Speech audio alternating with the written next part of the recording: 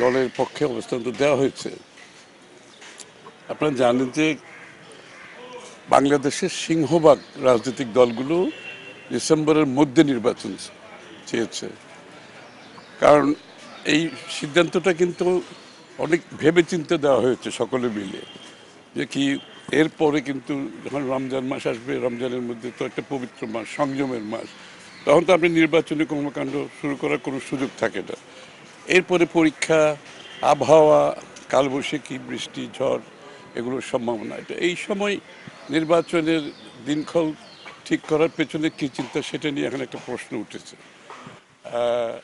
সবচেয়ে বড় প্রশ্ন হচ্ছে যেখানে সিংহভাগ রাজনৈতিক দলগুলো ডিসেম্বরের মধ্যে নির্বাচন চেয়েছে, যেখানে আমাদের ঐক্যমতের বিষয়টা একবারে শেষ পর্যায়ে, আরও প্রায় 6 মাস আছে ডিসেম্বর, এখন শেষ পর্যায়ে, যেখানে বিচার কাণ্ড শুরু হয়ে গেছে, চলছে।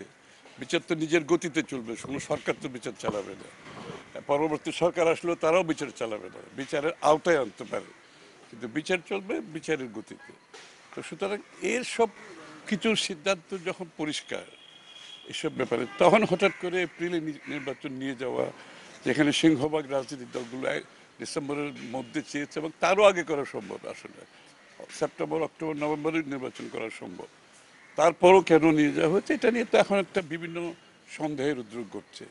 এর পেছনে কি চিন্তা, কারা এটা প্রভাবিত করছে, যারা এটা প্রভাবিত করে সে জায়গায় নিয়ে গেছে, তাহলে আগামী দিনে তারা, এই সরকার তাদের প্রভাবমুক্ত থেকে নিরপেক্ষ নির্বাচন করতে পারবে, এই প্রশ্নটা এখন উঠে চলে আসছে। এবং একটা নিরপেক্ষ নির্বাচন আদৌ হবে কিনা, যেটার জন্য আমাদের প্রায় যাদের বয়স 35 হয়ে গেছে, তারা গত 3-4টি নির্বাচনে ভোট দিতে পারেনি।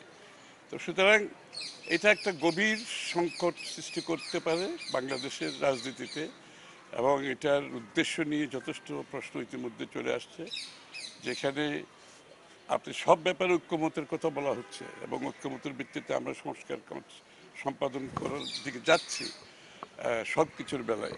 তো সেই ক্ষেত্রে নির্বাচনের দিনক্ষণ ঐক্যমতের বাইরে গিয়ে কোনো একটি ছোটোখাটো, এরা ছোটোখাটোটা বাধ্য, এটা দিও না, ছোটোখাটোটা কেটে দিও না, না, তাহলে হঠাৎ করে ঐক্যমতের বাইরে গিয়ে এটা, সেই সিদ্ধান্ত কেন আসলো?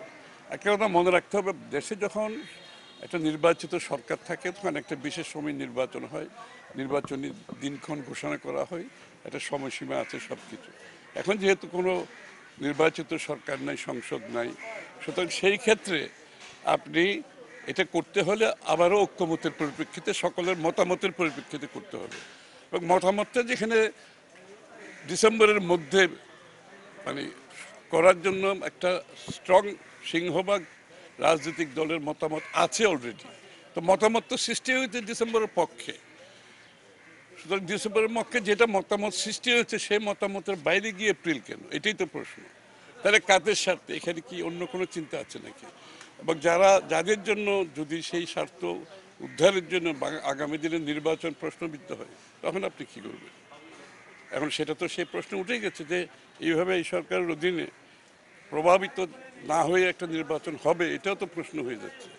কারণ কাদের জন্য এই সমস্ত নির্বাচন পিছিয়ে দেওয়া হচ্ছে, কাদের জন্য এই সুবিধা সৃষ্টি করা হচ্ছে, এটার লাভবান কারা হচ্ছে? তাহলে কি আগামী নির্বাচনও কি এই এই এই যারা আছে তারা কি প্রভাবিত করে তাদের দিকে নিয়ে যাবে, তাদের মতো করে নির্বাচন করবে? প্রশ্নগুলো উঠে আসছে। আপনি একটু